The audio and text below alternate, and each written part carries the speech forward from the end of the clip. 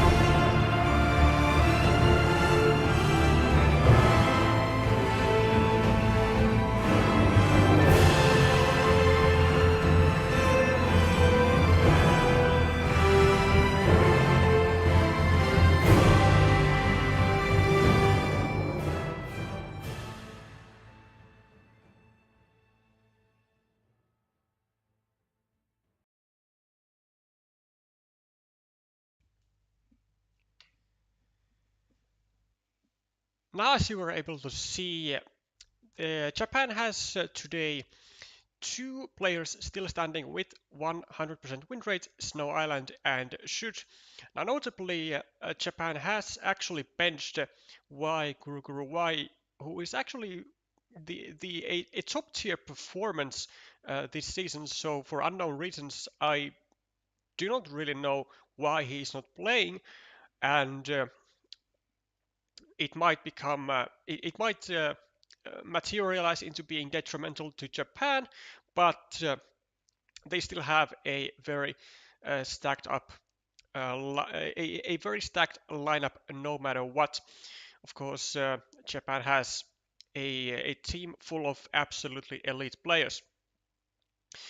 Chile, on the other hand, has had a bit of a more more fluctuational performance between their players.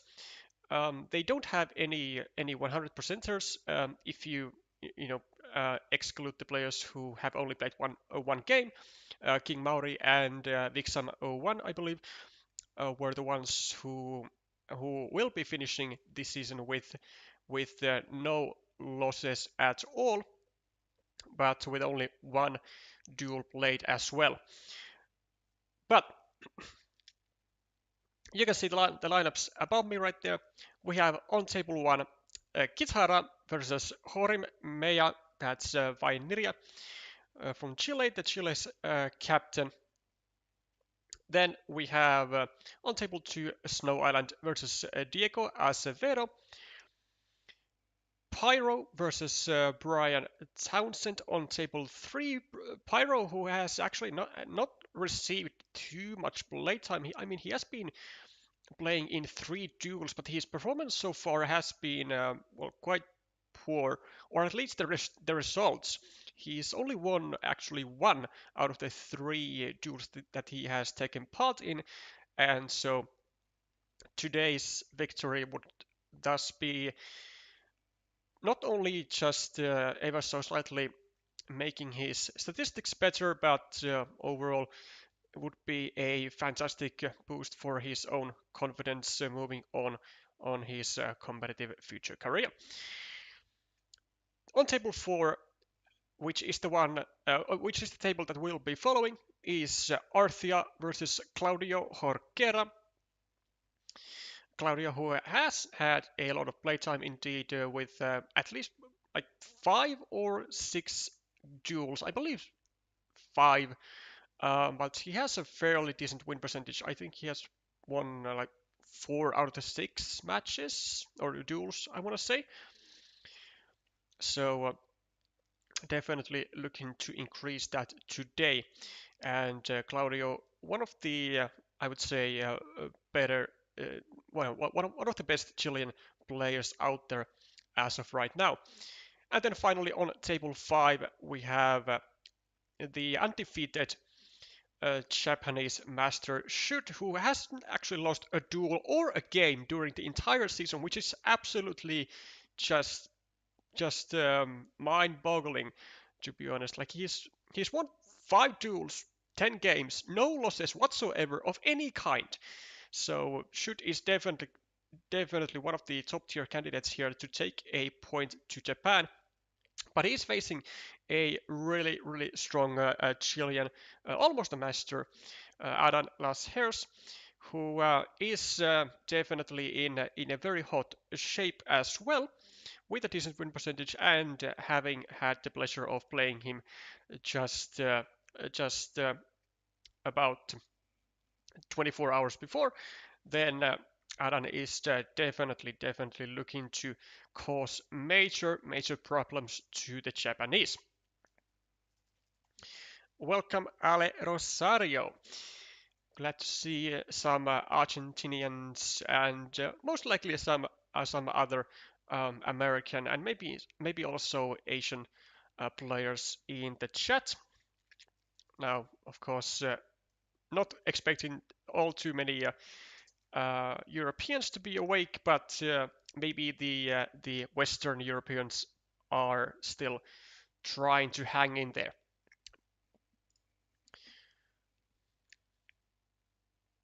And now also for experimental reasons and for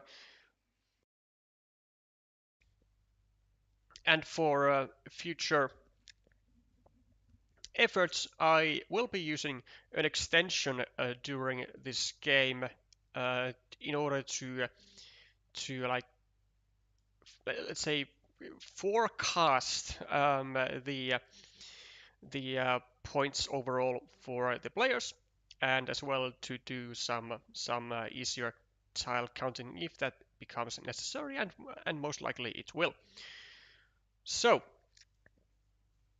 um, Claudio spending already more than a minute before his first move, so that's not really a thing that you want to see.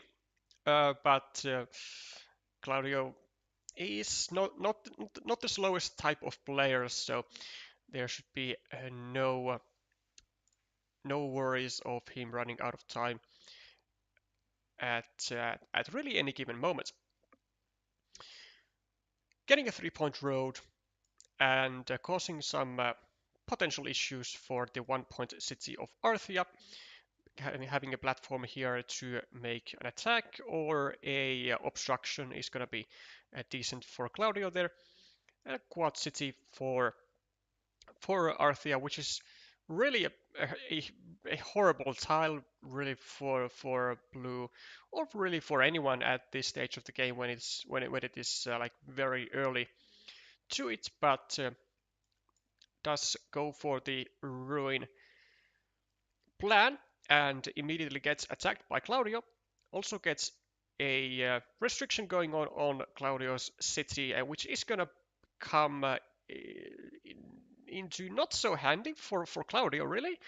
Um, Already one of the daggers is gone and only 2 remaining, so it might be a very long while for Claudio to find a dagger over here, or he might just turn the city into a ruin if he grows tired of waiting. Welcome Estebas and Sparkle. Looks like Peru has also awoken for the match at hand. Nice to see that happening. Okay, Claudio, starting a new city, adding a 1-pointer to what could be potentially maybe a divider hole over here, and maybe a independent city. Arthia, with the first monastery of the game, bothering the road of Claudio and controlling it, and Claudio doesn't now really have any like fantastic spot to use this curve to, but if he feels like he wants to go a bit of adventurous way, he could go over here, take the second road as well, and then try to get a straight road plus a curve combo. And I think it's really the only play that Claudio currently has, because anything else that he does is only going to bother him, like his own features. Like if he goes over here, it just creates another like attacking spot to the shared or not shared city, which doesn't really benefit Claudio in any way, because he already has several city projects in making, and I mean he's gonna need to finish up this road anyway, and like what better combo really to do than straight road and a curve.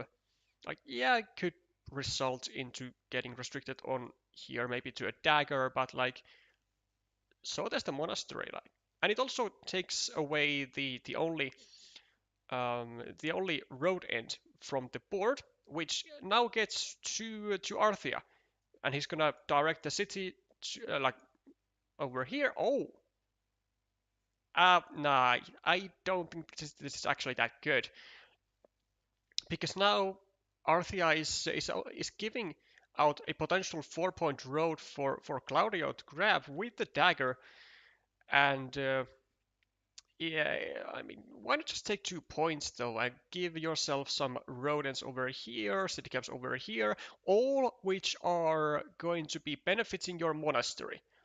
Like there is no reason to start doing stuff like this just yet. I know the city cap is like kind of good to have and such, but like there's already city cap over here for Claudio. Can use over here for some of the city caps. Can use over here. Like there really isn't that much benefit in actually meepling the city cap as opposed to the 2-point road. Claudio, however, also does a very wondrous move, which I don't like at all. I mean, I think he had a wonderful possibility to go over here, take 2 points, indirectly finish his road, leave an empty city cap. I mean, this was completely safe. There was no need to be so rushy with getting a meeple back. I mean, he said at the moment, I feel like both players are neglecting better opportunities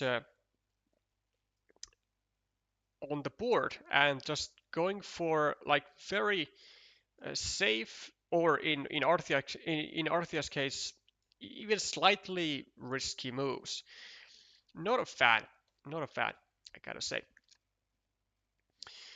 Claudio does get a nice tile with the road monastery, does get to finish his road, but now is gonna be under pressure with having even this square restricted to a dagger, which he already needs elsewhere. So that's really going to be a major issue for Claudio if that comes to if that comes to happen. Also, this square is now a lot more likely for Arthia to block than it is for Claudio to save, because Arthia can use the 3 daggers here or the 8 remaining curves, so 11 blocking tiles versus Claudio, who has 4 crossroads to save and the 2 daggers to save, so 11 tiles versus 6. So you do the math. The percentages are not really on Claudio's side, but 6 tiles is still, a decent number. It could very well swing Claudio's way if he finds a bit of luck on it on the way.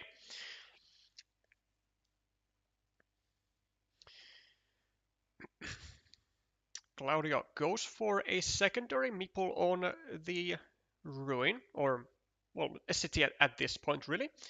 Still, 2 cows to go here, so 2 triple cities with the field. Now that's not a whole lot, but the upside is good though. Like it is getting a pretty sizable city, and it also takes away like this possibility of maybe Arthia doing the same kind of thing, and then Claudio simply having to somehow deal with the unblockable invasion.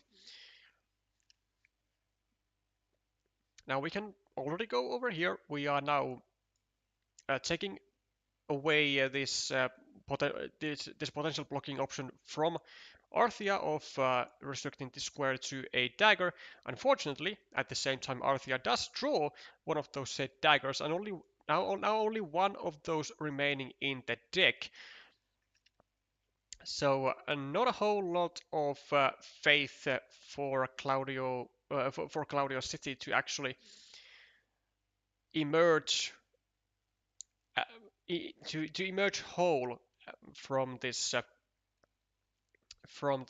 end game really here. However, he does get the restriction going on to the dagger for Arthia as well, so that's going to be nicely, I would say, evening out the situation with cities. Of course, it's still going to be a rather big flip for the dagger if nothing else is done either to this square or to this square, which Claudio does seem to actually go for. And Arthia gets a defense, but the defense is momentary relief, and that relief is immediately thwarted with the count tile of Claudio. Now, do we go over here? Do we go over here? We have 2 chances. Now, if you want to go for the completion of the city, we Actually, I don't know. I mean, but like if you go here, it's like really easily blockable. If you go here, you can go maybe um, with another, another monastery here. You can maybe harass the city of Arthia.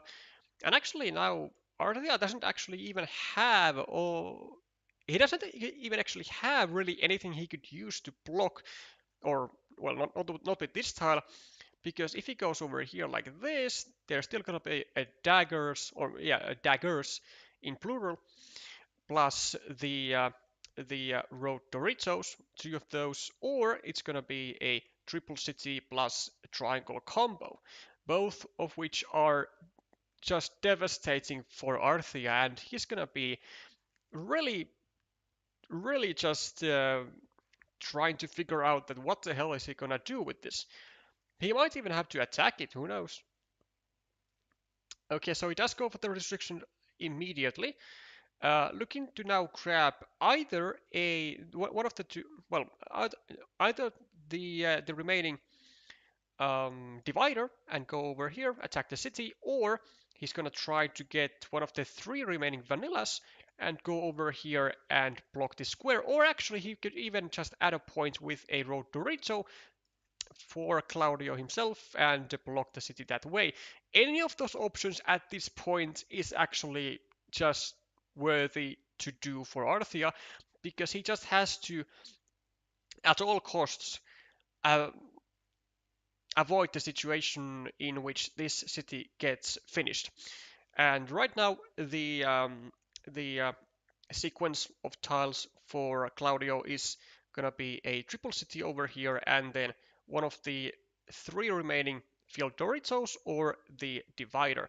Arthia does get a road Dorito and does add 2 points for the price. Well, two points for the great price, let's say, of blocking this monstrosity. Now it is scoring a lot of points though. 8, 9, 10, 11, 12, 13, 14, 15, 16 points for one extra meeple, which is just beautiful for Claudio. And we can see the uh, the prospected points of, I'm not even sure if that is the correct word, but a projected points. That's the proper word. Are pretty equal so far, but this dagger is just, oh, it's such bad news for Claudio, because now he's gonna be in a major meeple disadvantage. He's gonna be having one extra meeple stuck in here, one extra meeple stuck in here, whereas Arthia has stuff alive, and is now trying to start conquering the fields. Also, only one extra point for Claudio currently at the moment. So he's gonna need some stuff Cs to try to come up from this as a winner. Now, city caps will be definitely a thing that he needs. Getting a maple back and getting some 6 more points. But his monasteries are really, well, Claudius monasteries are really not in such a hot shape. Still needing 3 tiles over here and a whole bunch of tiles over here. Kind of looks like, I'm not even sure when this monastery was placed, but it is in a very poor spot, given how the game has went after that. Only scoring only 3 points, and 2 of the squares are shared anyways with Arthia, so really no useful, or let's say no efficient way of building up this monastery, only with these 1 pointers. He's now going to be using a lot of road tiles for trying to get his meeples back, just waiting for the city caps to come. And a city cap does come, and it should be used over here, and it does. A straightforward move. Now has a meeple to play with, and I suspect Claudio will be really, really careful with this one meeple, because it might actually be the last people that he is gonna get back. Maybe. There are not a whole lot of stuff to go here. There are daggers though. There are actually maybe even all three daggers, and there are all three daggers. There's also a starting tile, and there's also a city crosser. Well, actually, plenty of city caps to go into this spot actually. Now that it comes obvious, and one is drawn immediately. Do we go with a farmer here? Yes, he does. This Claudio. It does have potential to grow, for sure. 6 points could be going over here for 9 with a straight road, maybe a crossroad. Maybe we go over here and we go over here. We connect, with 2 tiles to the 9-point field or something like that. Honestly, just a 1-pointer for Claudio, very likely to come. I'm not seeing all that many other useful moves. And he's just gonna be... Oh, I don't really get this. I mean, he's trying to harass the city. Like, sure. Given that all daggers with the left hand or with the right hand side daggers are gone, going here with the straight road would only leave actually one city cap to finish this city, and Claudio now gets the only city cap that has a road going on the right side, which will be used for likely 2 points. Also, you can see Claudio at the moment 6 points in the lead, and actually does he even have a better stance at this? I mean, actually he might, because now that we are at equal meeples, neither place monasteries are really gonna get back in hand. Claudio has some scoring opportunity, maybe over here with the field expansion. I mean, he's doing pretty well. Now, more points for Claudio, but from where? Just 3 points over here, or maybe over here. It's going to be 3 points either way from somewhere. And I want to say it's going to be from here, because it's going to deny the opportunity from Arthia to expand his field to 12 points over here. Now he might still be able to do that if there are curves remaining, which there might be. 1, 2, 3, 4, 5, 6, 7, 8. There is still one curve remaining. So that's a good thing for Arthia, but it also carries the risk of just running into, like going over here with the curve and then just the Claudio joining these fields together. Claudio getting a very good number of these quick point tiles, which just plays very well for him. Now currently already an 11-point lead, and actually with only 6 tiles in the deck, it's gonna be really difficult for Arthia to efficiently use an additional meeple back into the board, even if he gets it back from here. It's gonna be really not even that big of a deal for Claudio if this blue meeple gets back into the hand of Arthia. And let's see if there's like an actual path to victory here for blue. Maybe with city caps to finish this city with 5, 6, 7, 8, 9, 10, 11, 12, 13, 14, 15, 16, 17, 18, 19, 20, 21. There are actually still 2 city caps remaining in the deck, which is pretty okay.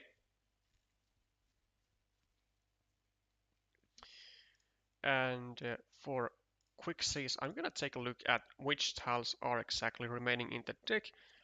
Yeah, so a lot of city tiles actually, and the curve pretty much.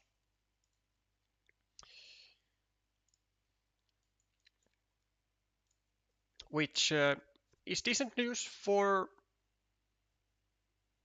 well, I guess for both players, because in theory, um, Arthia has a chance to finish this city, though with having a Dorito as his tile right now, it's gonna take the two remaining moves that Arthia has, and he would have to get both of the city caps, and then he would be only scoring 3 points with his extra meeple for getting onto the field, and that's the best case scenario, I guess. Well, actually, no. Never mind. This is a much better scenario for Arthia. So he's getting a 6 point farmer plus an extra point for the monastery, and now he's gonna try to get the city caps over here and try to get the points maximized from the city. Now Claudio, really the only thing Claudio has to do, most likely I guess, is to prevent the city caps from going over here. Oh no. Okay, well, um, it seems like he was worried about maybe this meeple getting back into Arthia's hand, but I think what he should have been worried about, like very worried about, was Arthia getting city cap going over here and the second one going over here and getting the double points from this city, actually getting like overall 9 extra points, which would have been really difficult for Claudio to overcome. Now he doesn't have to worry about that though, as the city caps are gonna get into the hands of both players, and maybe shouldn't even meeple this just yet. Although he might. I mean, because it's gonna be a city cap plus another city cap with the final tiles, so he's gonna get at least 5 points. Yeah, Arthia does get the dagger, and then I think it's what it was like, just a vanilla as the final tile of Claudio. A city cap nonetheless. Actually, well, yeah, okay. So 2 daggers just straight up. Well, the 5 points were indeed the max that I think Claudio could have scored, and it was indeed a precise play. Now, this one though, this one dagger, this one curve over here, this one I have to say must have been a serious mistake though, because he then allowed Arthia to maybe get a dagger over here first, then we can't block, and then Arthia gets to finish this, gets like 8 extra points, and Claudio would not have been able to answer that in any way, shape, or form, and it would have been actually it was a way to lose this game by going over here and adding 1 point to the monastery.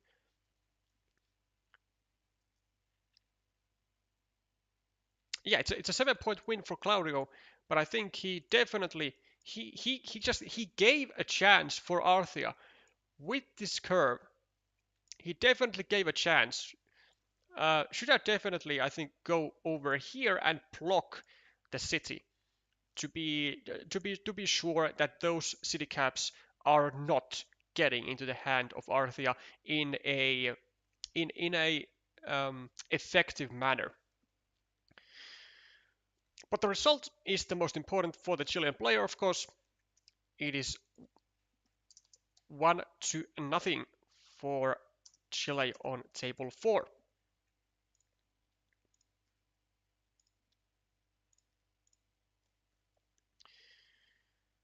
And we'll be doing some updates if we can. Well, actually, we won't, because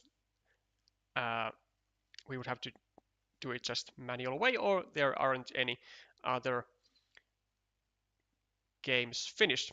But then we will be hopping into the second game between these players straight away.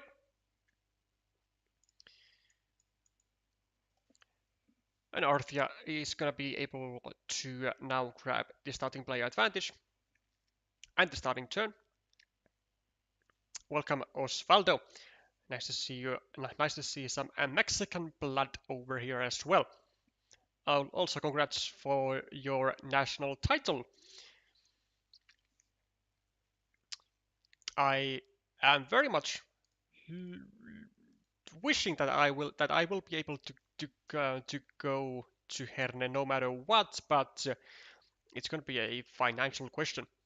So might be there, might be not. But if I will be very glad to meet you.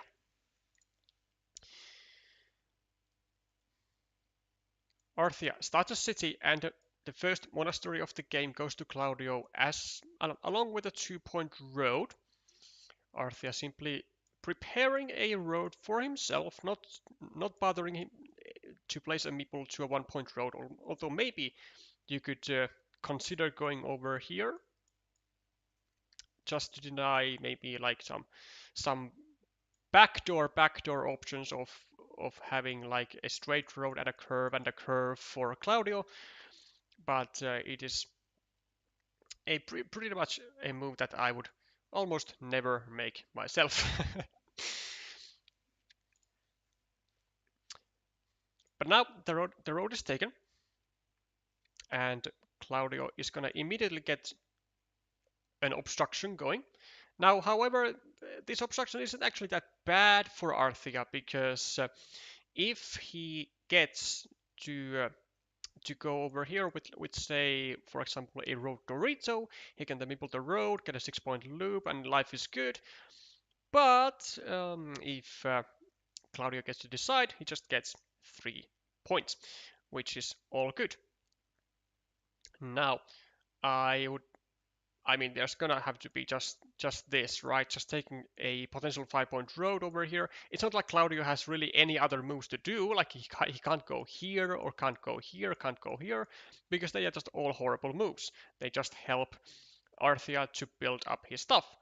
So we go over here, we take a road, and we try to start probably blocking this square over here.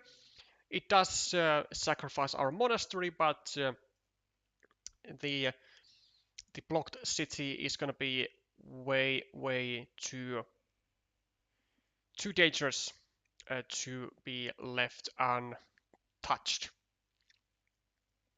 Now, an interesting decision for Claudio. Could go actually even over here, take 2 points. Could go over here, start the block, or could go over here. Or over here. And oh no. That's one of the worst moves you could do. Like this move does not significantly actually hinder the completion chances of this city. It advances the city as a ruin, and it also does not cause threats to this meeple right here. What I think would have been definitely like so much better move was to go just do any of these. Go over here, start the blocking. Go over here just the other way with the road pointing to the right to harass the city and to suck in this meeple, or to go over here, do the same thing, harass this city, suck the meeple into this one, and also maybe get a road end for our road. But this one really, really not achieving all that much, to be honest.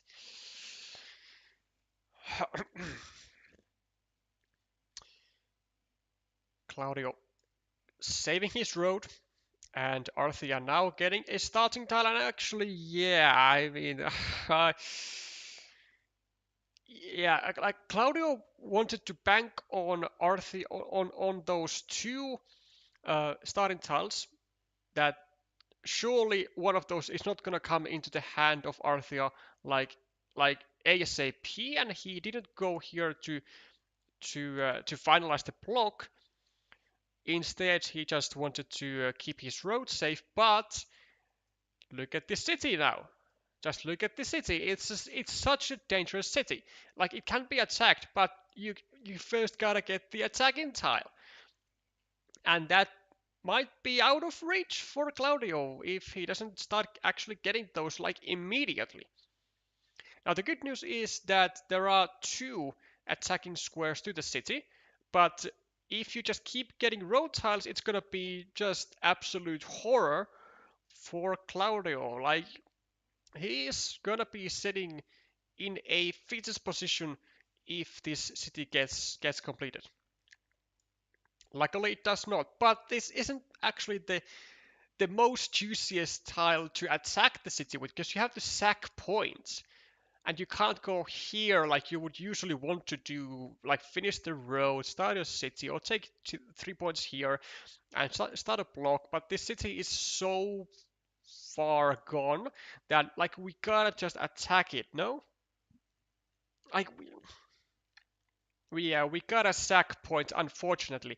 As unfortunate as it is, we gotta sack the 3 points and actually also give a point to the Monastery of Arthia. So really sacking 4 points for the sake of getting to the for the sake of getting an opportunity to attack this city. But it does pay off as we immediately get the connection going.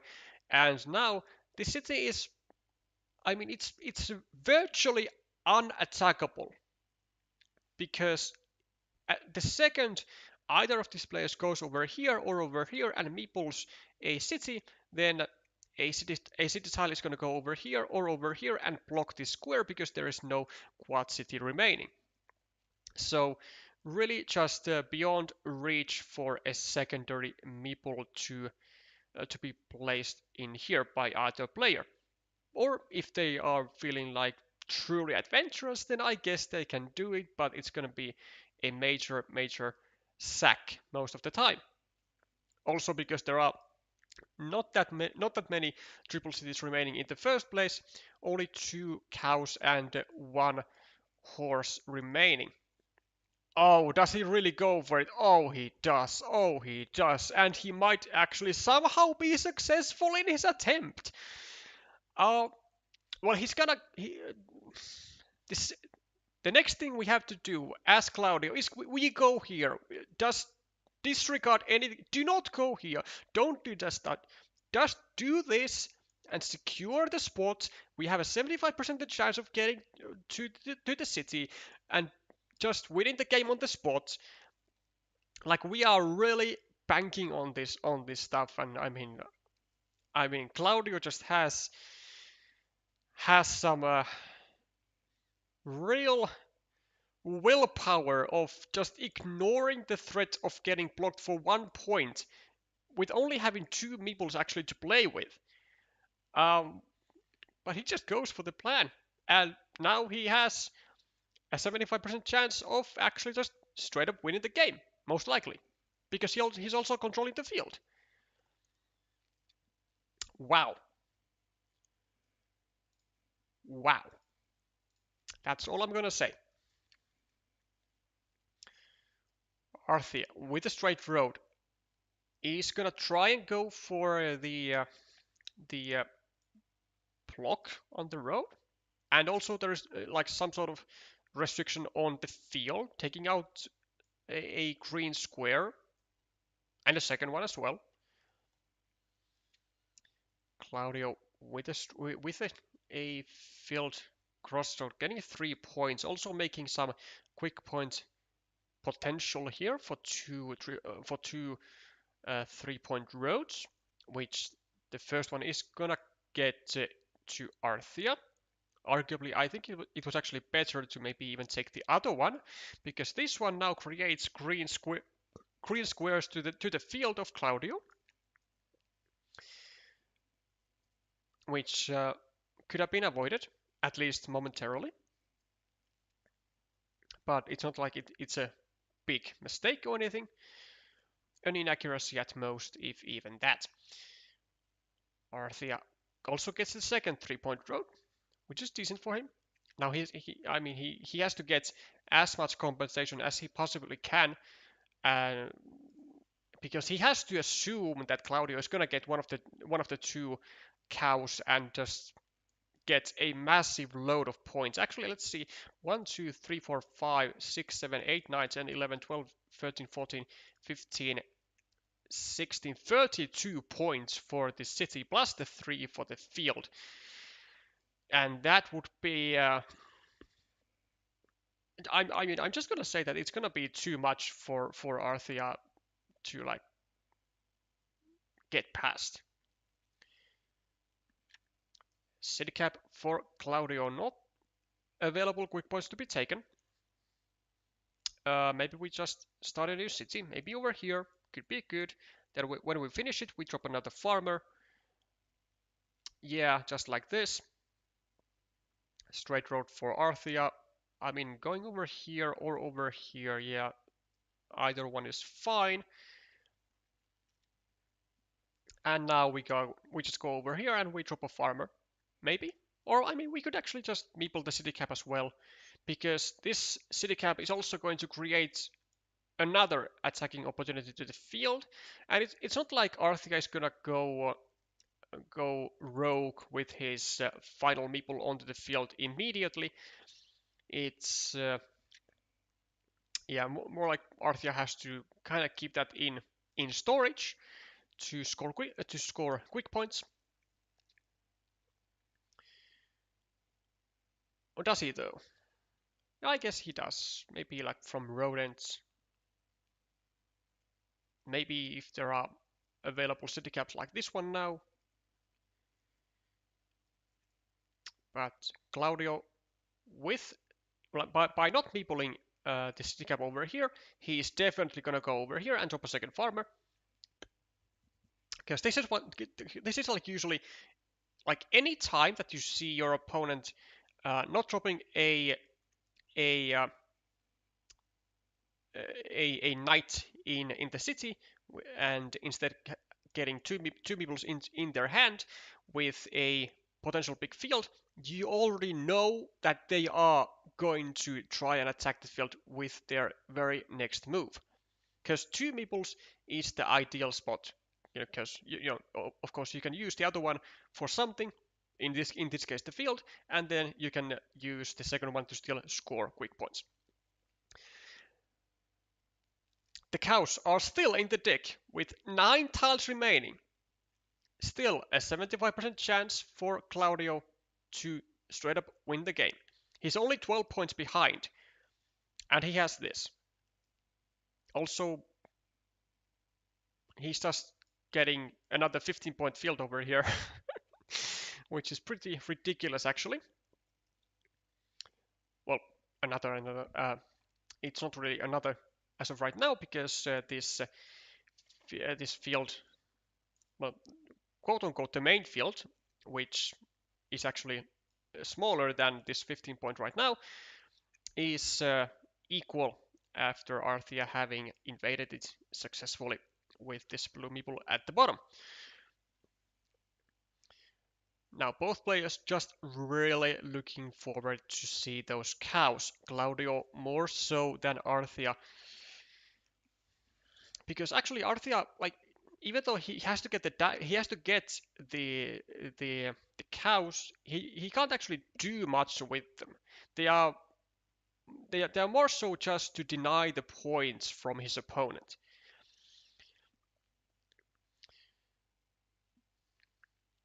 I guess 2 points just for Arthia, no? Or is he trying? Is he maybe calculating invading the field over here? Or what's he actually doing? I guess he's like just taking some time of calculating the remaining tiles and seeing if there is a way for him to win if he doesn't get either of those cows. And to be honest, I don't think there is. Because in order to make that happen, I guess he would have to like use this meeple to attack this field, and then this meeple from here also to attack the field, and to maybe unify everything, get all of these juicy field points for himself, and then somehow, some way, Claudio not being able to score stuff with these meeples of his own, which actually is totally possible, because if Claudio gets a cow on his very final moment, or on his very final tile, then only Arthia will be able to use these meeples, or a meeple that gets back into the hands of the players. That is the major advantage of the starting player.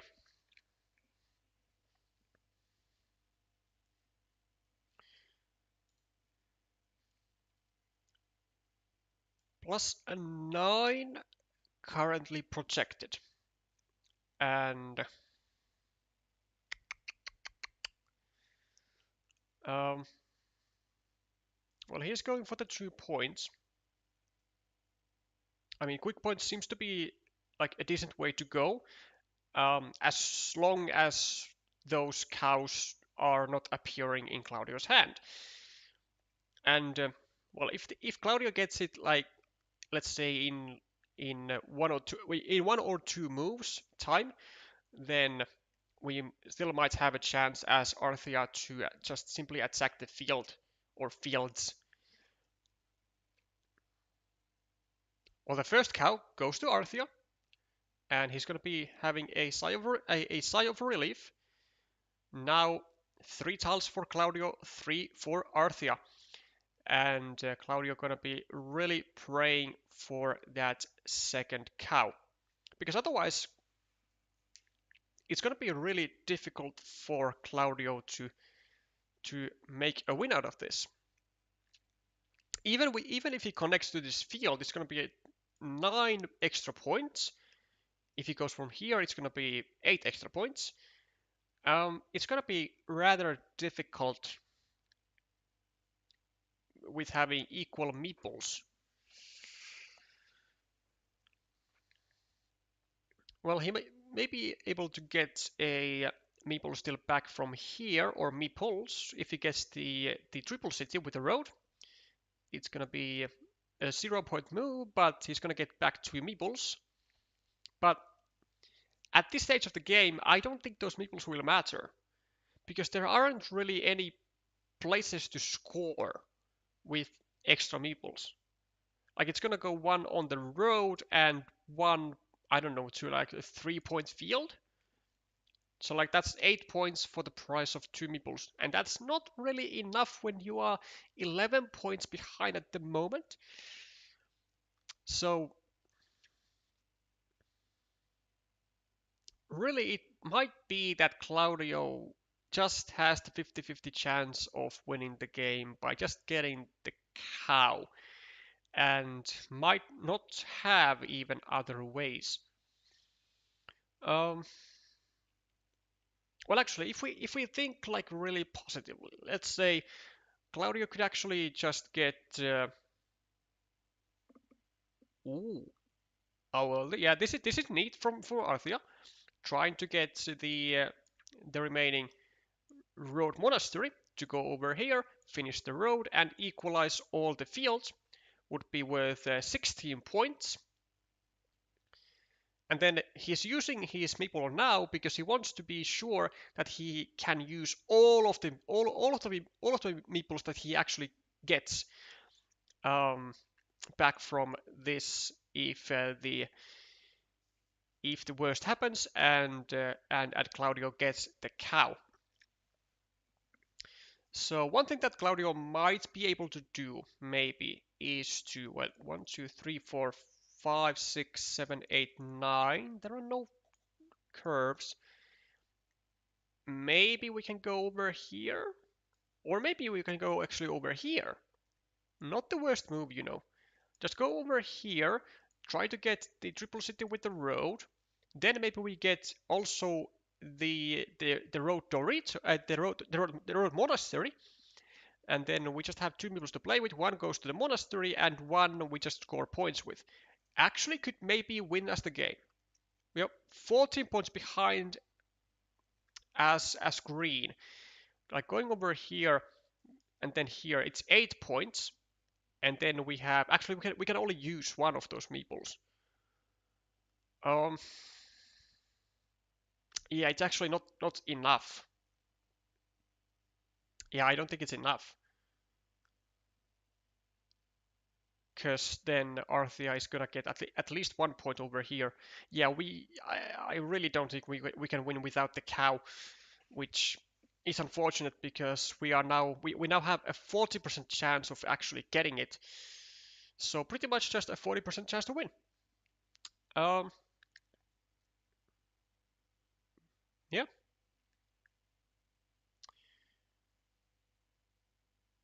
Oh, wait. Oh, we might have actually something else. we can go maybe over here.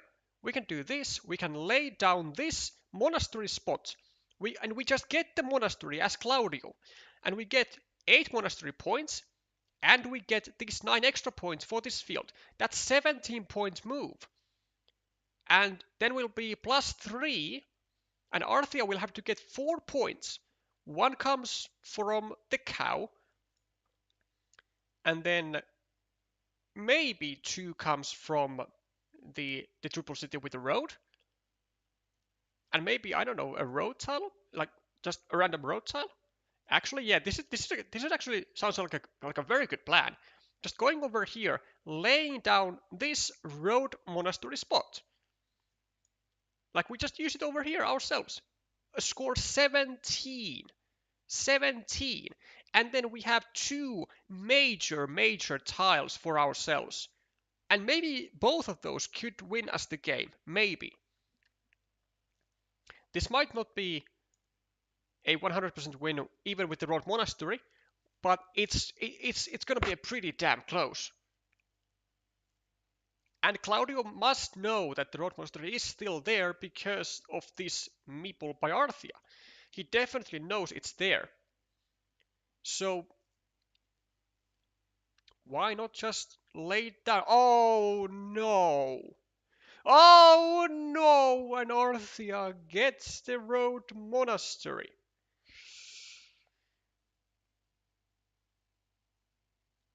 A dagger for Claudio. No use. Actually, it is of use with getting a meeple back. Arthea, gets the city finished, and yeah, this has got to be more than enough, no? For Arthea, even with this. I mean, it's what, 27? I mean, this is surely enough for Arthea. But the cow is there though. But it's not gonna be enough of a use. Yeah, because Arthea already is winning by 8 points here and is gonna be getting even extras. Actually, this was a horrible meeple, by the way. This was a horrible meeple. Because the only tile to connect was the road monastery. And you already have a spot for it over here. Wow, this was a horrible farmer. It brought like no value whatsoever. Like this would have been better. Just better. Because you need the same tile, but with this you just also score. But we are getting into a decider though, which is great because that's what finals is all about. It's all about tight matches and tight duels.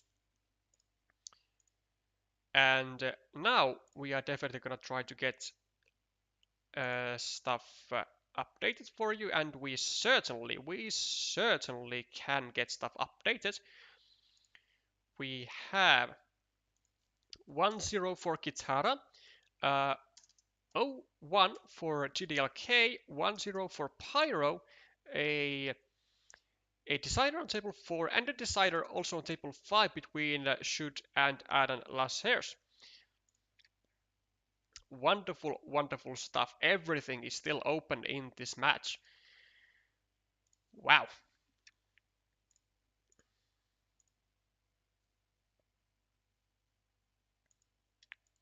Everything's open.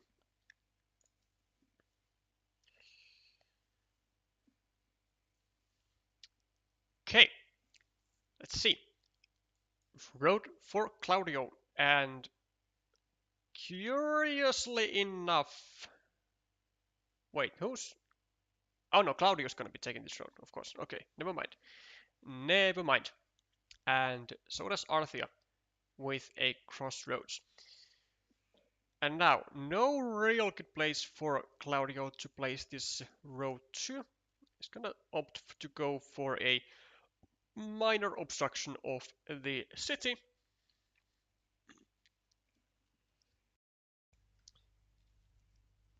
And I want to say he's gonna then go maybe over here, then get a straight road, block this square. I don't know. It doesn't like have any like massive great moves. Yeah, not a huge fan of this in the early game. Like maybe I could be more gentle about it if there was a blue meeple on this road, and then the idea would be to block this guy, and this guy. So three blue meeples into the square, but like now it doesn't really bring all that much value now, does it? It like merely maybe takes away the as efficient use of an extender or a tube divider as it could be without this, but like that's really all the value that we get.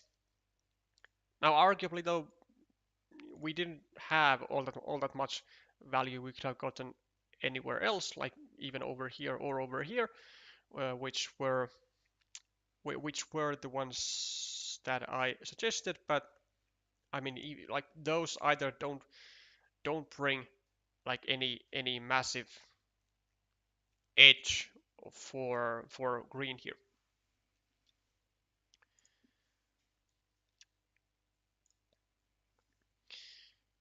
City starting for Claudio. And we do see a road monastery coming from Arthia. Does want to go still for the stacking, and by doing so, gives back Claudio a meeple from the road. Not entirely sure if that is a good idea. I actually really dislike that now that I think about it more, because like you could have just waited for a curve to go here, not give the meeple back to Claudio, and still get away with the shared square with the monastery. Maybe start a new monastery over here. I know it's a 7-point spot, but like still, it gives a lot of benefits to the road as well. Okay, Arthia with a straight road. Not the juiciest tile to get. Here? Maybe just here. At one point in the monastery. Doesn't go for that. Doesn't want to, I guess, take away the monastery spot. I mean, there kinda is one already, but that isn't as juicy, because then both this and this monastery would be getting very swiftly restricted to a dagger on this square. City cap for Claudio going over here, I suppose, to deny this attack from Arthia. And it does, and Arthia is going to be responding by getting 3 points and making a platform to attack or to start blocking this square and this attack from Claudio. Curve for Arthia, and I think this has to be the priority here, and it is. 2 daggers gone of the arsenal from Arthia, so only 1 dagger, and well, there are other combos that go there. Still all, actually, well, two out of the 3 city crossroads still left in the deck, plus there are still, of course, the vanilla plus Dorito combos, and this is perfectly fine for Arthia. Takes back his meeple, and Claudio gets his connection, which is fine. Should be going over here. I guess he's just debating on whether to meeple the road. Honestly, could, because at least it would then prevent, like, well, this, and it would then potentially force Arthia to go maybe over here with any tiles that he wants to hinder the completion chances of this rather large city over here. But another attacking spot has now been created by Arthia. There are relatively many connection tiles gone already though. 4, 5, 6, 7, 8, 9, 10. Already 10 tiles gone, so 8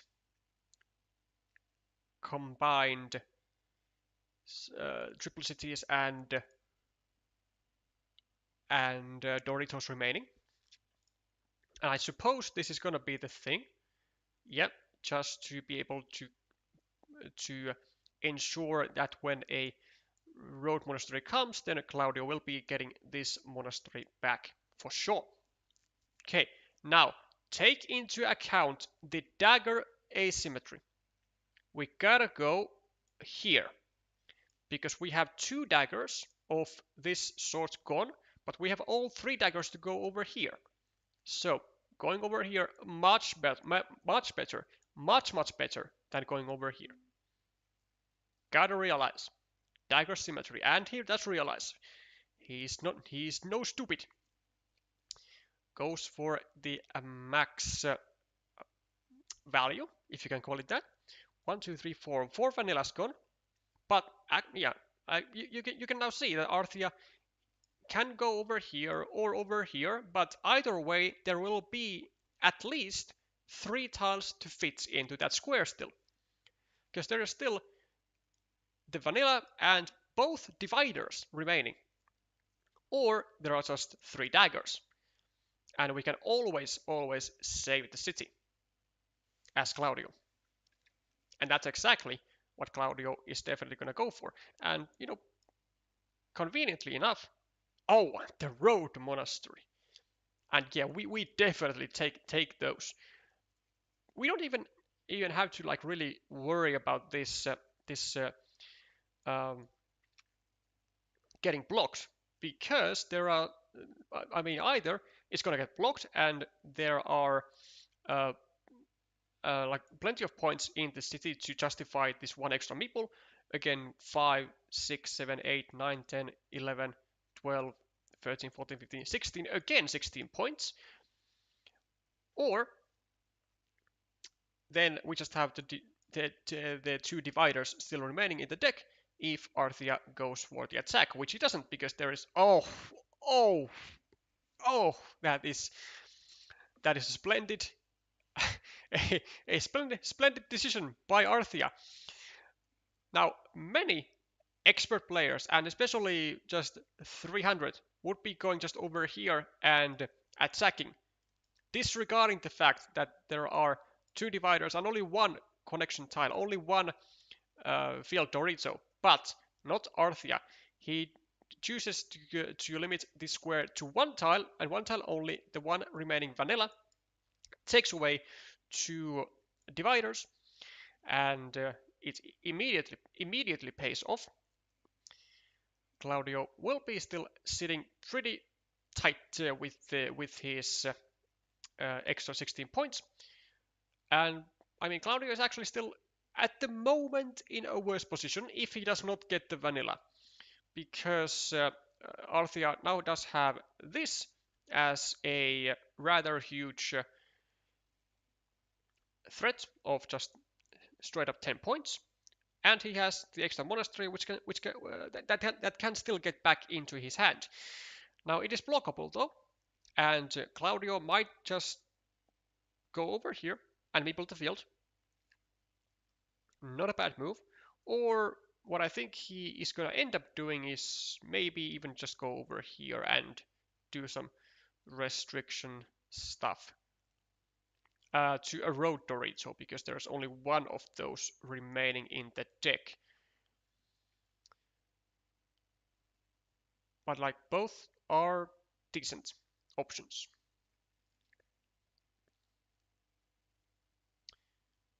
Yep. That is what Claudio does, and Arthia just keeps scoring quick points after quick points. Also creates now this lovely field for either player to take. But first, Arthia is gonna try and get his monastery out. Still a lot of straight roads remaining in the deck. 1, 2, 3, yeah, still 5 straight roads. And as Claudio, I reckon we just go over here. And we try to equalize the field. Or over here. Either one is fine, because there's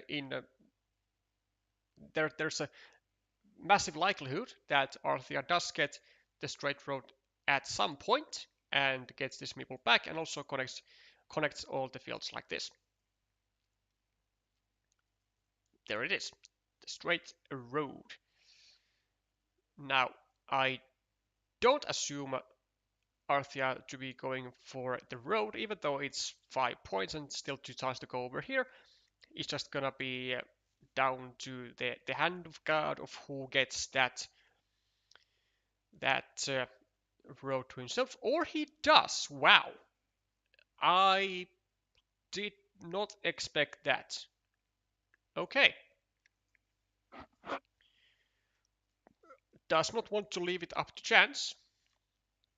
Also gets the extender at a very convenient timing and prevents his own city getting blocked entirely, because this one dagger gone, here 2, and the third one also gone. And I assume we are gonna go over here as Arthia, and we are gonna make a saving move on our city. We are still gonna be leaving 2 tiles, 2 city caps to go here.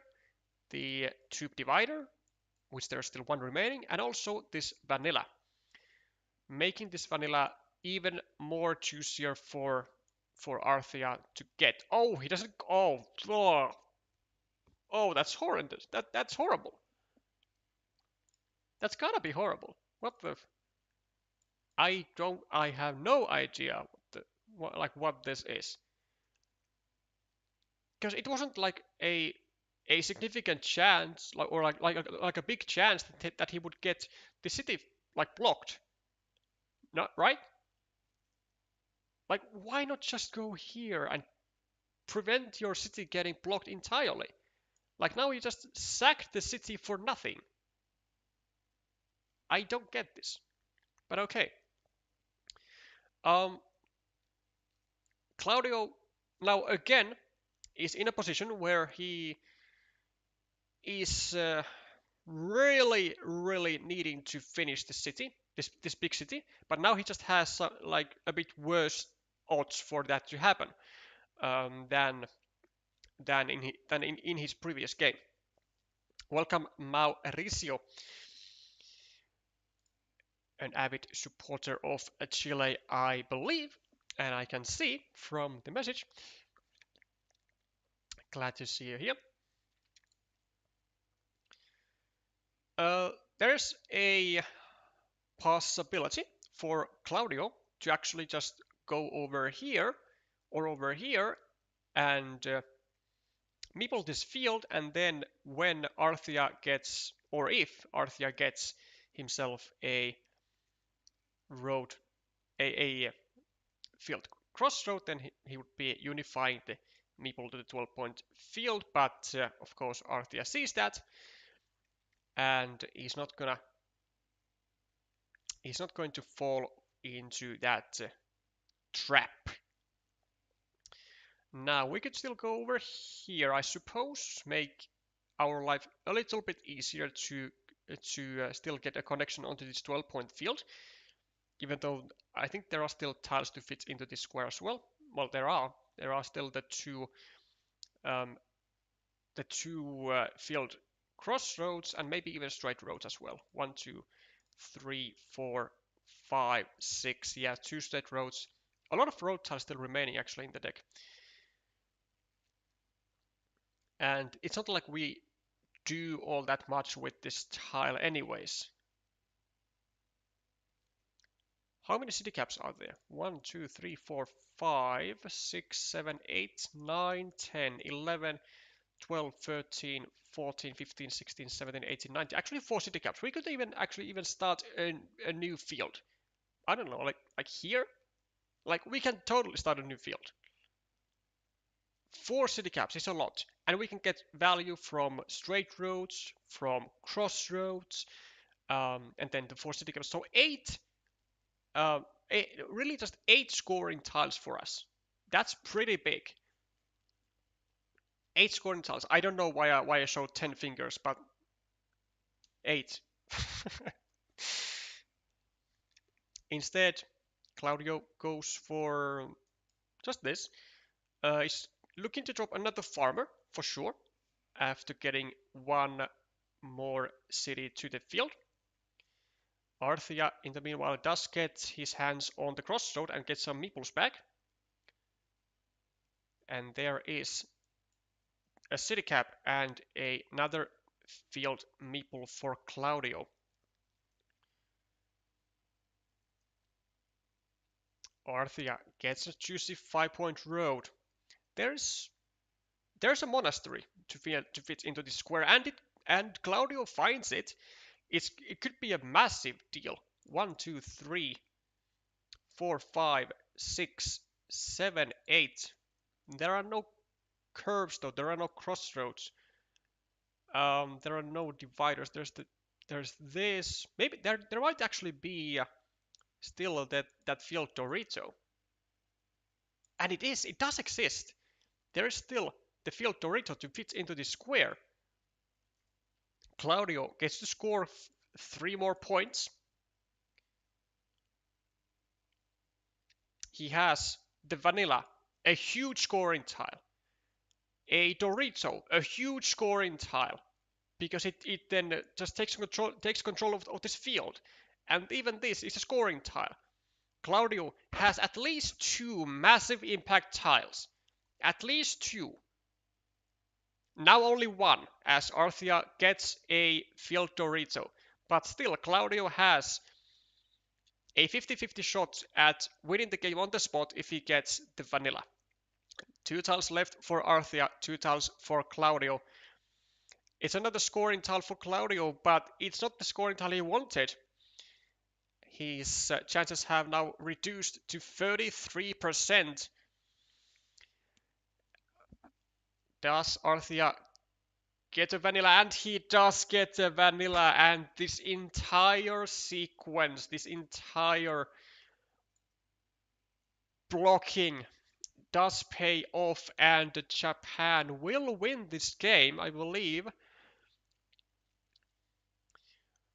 Arthia in the lead by 2 points and has still a tile left in the deck, same as Claudio, but there are no scoring spots on the board. Or maybe, could it be that Claudio gets a curvy tile, gets 6 points over here, and Arthia would then need to score 4 points somehow, but there might not be a way, actually 5 points. If there is any curvy tile in the deck, 1, 2, 3, 4. Oh, there is a road Dorito. A road Dorito. 1, 2, 3, 4. A road Dorito might actually win Claudio the game. 6-point road. Arthia. I believe this is also the final city cap. Maybe. 1, 2. Actually, oh no, it might not be. I think there's still one more remaining. 1, 2, 3, 4, 5, 6, 7, 8, 9, 10, 11, 12, 13, 14, 15, 16, 17, 18, 19, 20, 21. Oh, there is a city cap remaining, so the road Dorito will not be saving Claudio unless Arthia makes a huge mistake. If Arthia just goes over here and meeple and doesn't even meeple the city cap, I think he wins 100% of the time. Unless the city cap is a curve or a dagger. 1, 2, 3. 4. Oh, it's not a dagger. I think that does conclude that if Arthia just goes here and places the city cap on his field, he's either gonna get the 7 points for this, or he's gonna get the 6-point road, and he is gonna get the 6-point road for the road Dorito. And unfortunately, Claudio will be losing this decider, which started off, actually, I want to say rather well, and this duel started off really well for for Claudio, getting an early 1-0 lead, but unfortunately, these these city like feature fights are ending up as in like lucrative features, but they are just not getting the points either quick enough or at all, as we can see over here. Oh, wait, I was just capping. There wasn't even a road to reach. Oh yeah, 1, 2, 3, 4, 5. Yeah, well, I was just never mind then. It also adds to the stupidity of me that I said that I would be using an extension, and I haven't even used it. Well, in this game, I didn't even check the tiles with the extension. But that should be a pretty clear win for Arthia, no? Like by 3 points or so. So, clear. But yeah, you get the point. But ah, I these projected points do confuse me, because I always see them first, and I was like, wait, oh, he wins, but oh no. But what a massive find for by Claudio, of seeing this sequence of city cap, monastery, and then increasing your chances of winning by getting a second massive tile to your arsenal. But unfortunately, it doesn't go Claudio's way, as Arthia draws all the key tiles that Claudio wanted, and by the very tight margin of 2 points, Arthia is taking this one down on table 4, and Japan moves to 1-0 lead.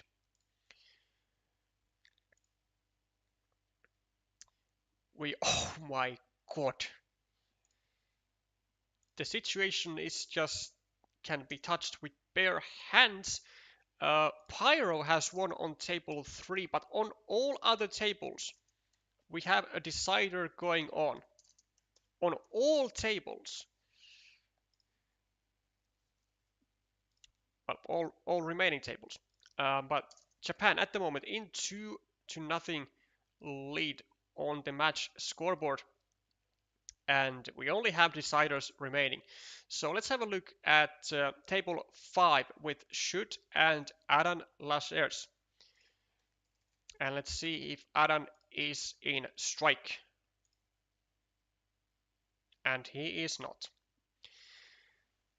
Unfortunately, Adan is not in a good enough strike to be able to beat the Japanese master, and Japan has won the grand finale.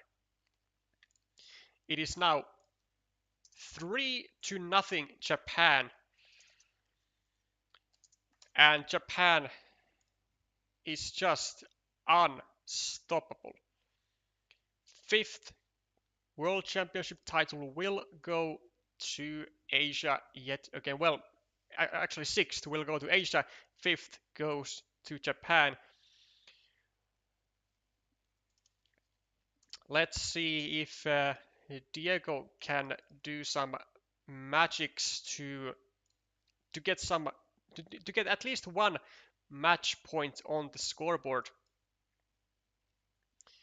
With one tile remaining, and he does seem to be in the lead with 9 points, and both players with a meeples, so looks very promising. Let's see if there is any chance for Snow to come out of this as a winner still. It doesn't really appear to be that way, because both players are having a meeple and there are no huge fields. Actually, no, wait, there's a 12-point field, but 12 points is not really enough for Snow, because that means that even if there's a way for Snow to attack this field and to get a majority on it, then he will only be leading by 3 points, and TDLK has to score just 3 or more with his final meeple, and that can be done anywhere. That can be done anywhere. So it does look like Diego is gonna be taking a point for Chile for sure. But let's see what Snow comes up with. Actually, I'm just gonna quickly use the extension here now to find out the remaining tiles. And they appear to be a field crossroad and a divider. And with the divider, not much can be done. Well, I mean, Diego can just take a 5-point ruin here, which is going to be enough, or he will be able to take a 5-point road, which will also be enough. And yeah, the Chileans will not go down without a fight, and not with a 5-0 score for sure. Though I am curious to know as to what goes around in Snow's head. Like, what is he like currently counting? What's he trying to achieve? Maybe just really trying to find out a way to this field, because it is the highest scoring feature on the board, which could theoretically still be attacked, but in reality no, because there are just no tiles. Well, actually there are tiles. So if Snow goes over here, he does have the crossroad for him to unify him to this 12-point field, and then TDLK cannot actually prevent that with the divider. Diego will be just taking a 5-point ruin, and this game would be then ending with +2 score for Diego, if all calculations are correct. And you should never take them. You should never take that as granted. Snow doesn't even bother going for the attack, or he just didn't find this attack. But it would have worked with the field crossroad still remaining in the deck, and it is now in Snow's hands, so he would have been able to get 12 points. 6 points, of course, for Diego for this field. And Snow will be able to get a 5-point road. So basically missed out on 4 points. Whip and whip.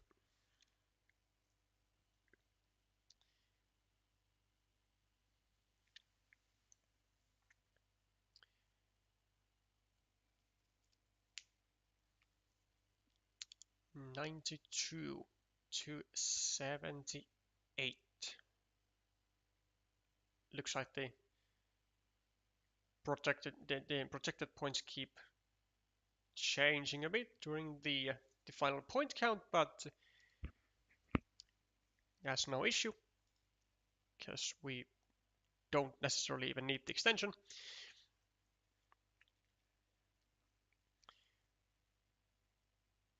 '85.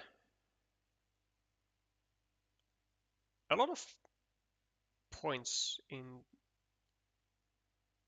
Wait, a 7-point win. Yeah, I mean, this extension really just making me confused for no reason. Projects 113 to 97, but yeah, it's kind of all over the place. So 7-point win for GDLK, and does win his own decider on table 2, gets a point for Chile, and then we'll be checking on Kithara versus Vainiria as the final ones.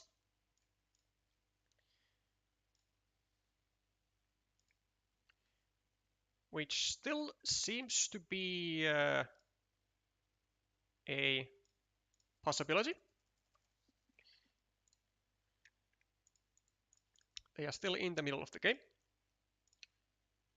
Kithara is a pretty slow player, so this is no surprise that that this pair is the final table to have still a game left or match unconcluded. Currently, already yet again a really tight game, a 6-point lead on the actual scores and projected with a 2-point difference, with both players with a meeple.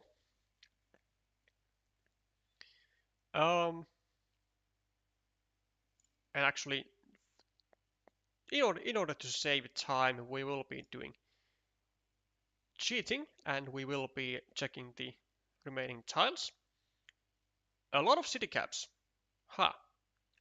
5 city caps, a triple city, and a straight road. Would you look at that? Okay, that is a lot of scoring tiles.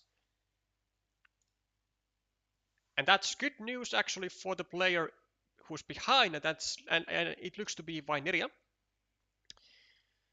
So, well,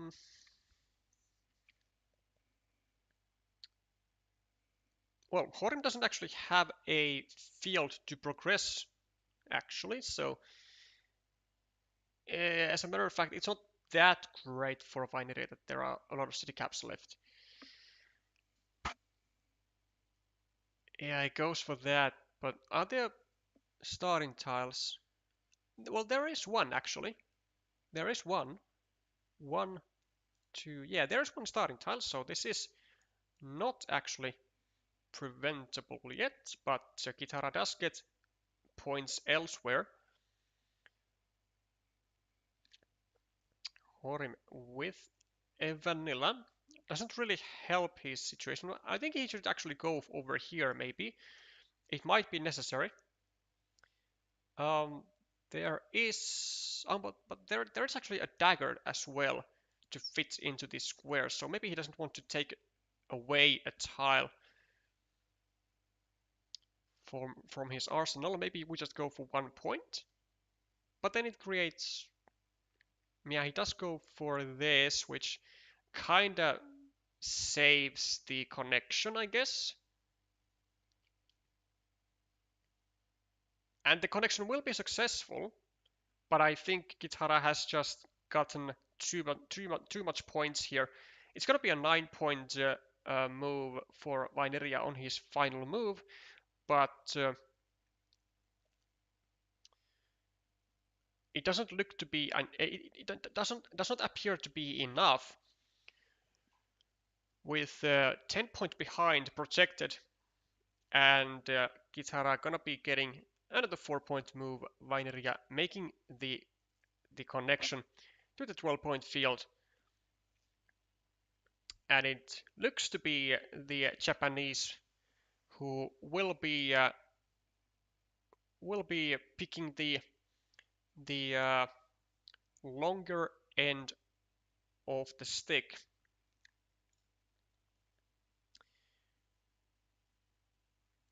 And if that is the case, Japan will be winning 4-1, just like in 2022. I forgot if it was 24, 22, but we might actually check that just for fun specific information that isn't necessary to know. Yeah, 5-point win for Kithara, and that is the fourth and final match point for Japan. It was a really incredible final for sure. 4 deciders on different tables, and then Pyro, the actually the player with the worst win rate out of the Japanese players playing today, managed to win his match or his duel with a clean 2-0 score versus Brian Townsend. And well, I did say early on that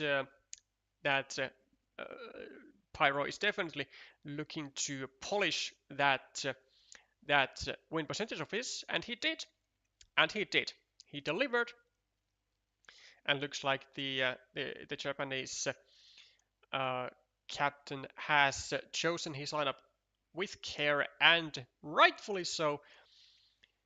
And it brings yet another World Championship title to Japan.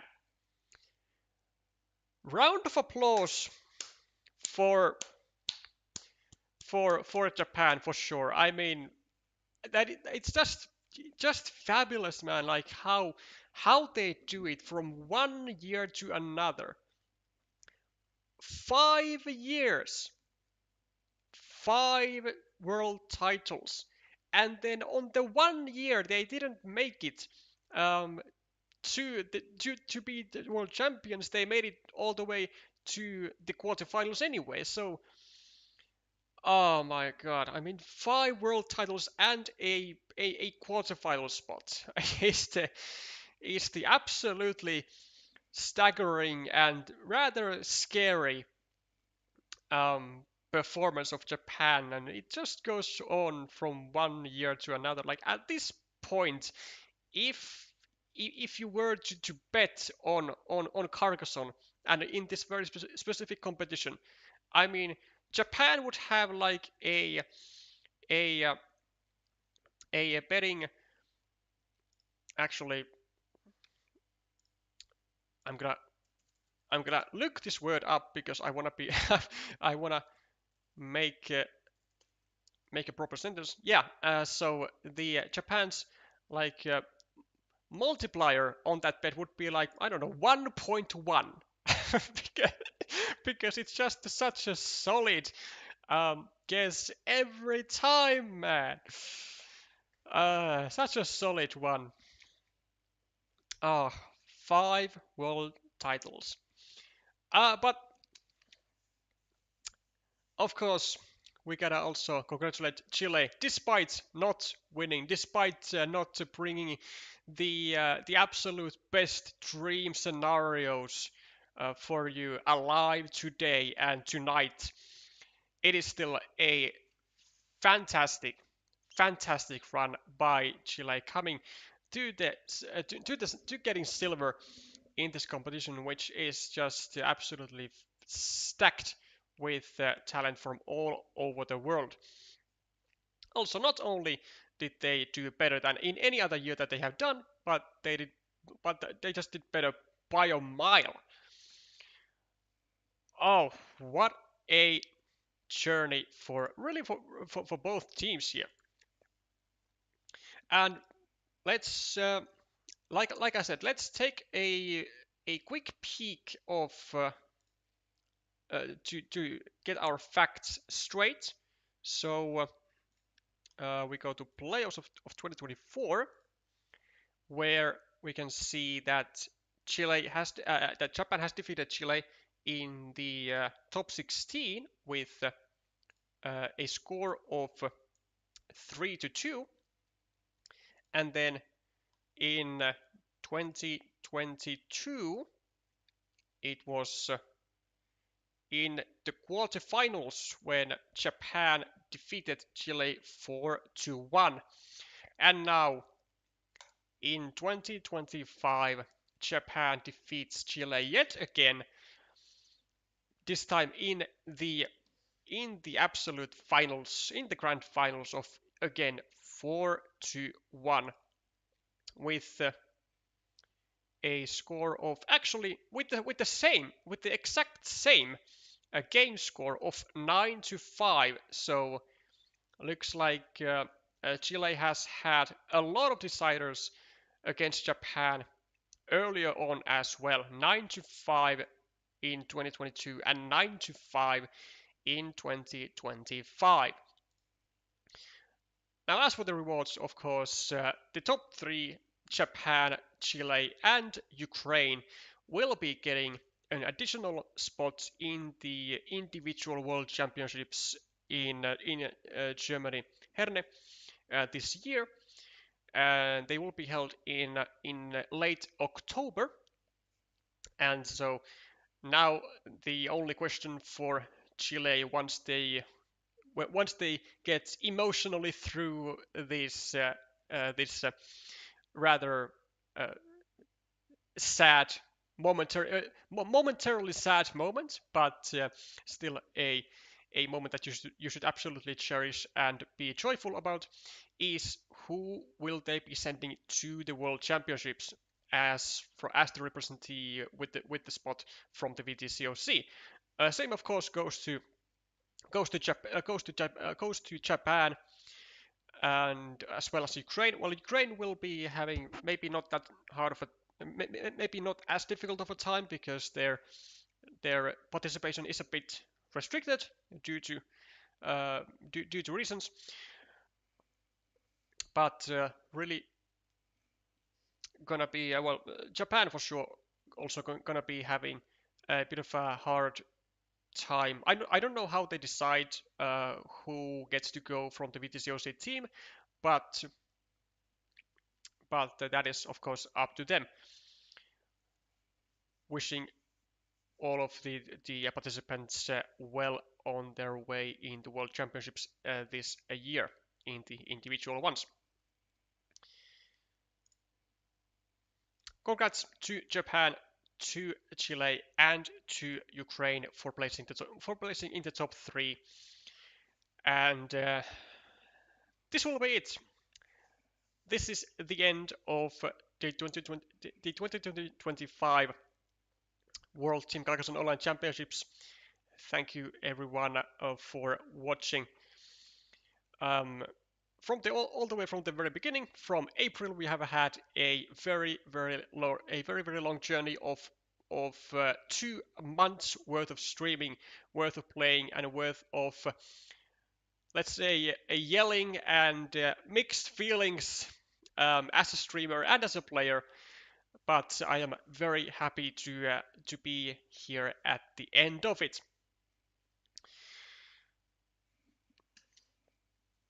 That's where we'll be wrapping up the stream. Thank you all for watching. Thank you all for sticking all the way until the end. And if you do want to enjoy more of this channel, then do hit that subscribe button and give a like on the stream. Now, for those of you who have lingered here until thus far, then y'all can still enjoy the end credits. Director, Gollum.